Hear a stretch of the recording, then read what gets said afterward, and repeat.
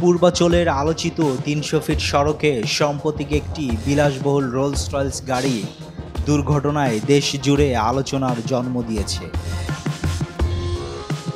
সামাজিক যোগাযোগ মাধ্যমে ভাইরাল হওয়া ছবিতে দেখা যায় গাড়িটির সামনের অংশ দুমড়ে মুচড়ে গেছে।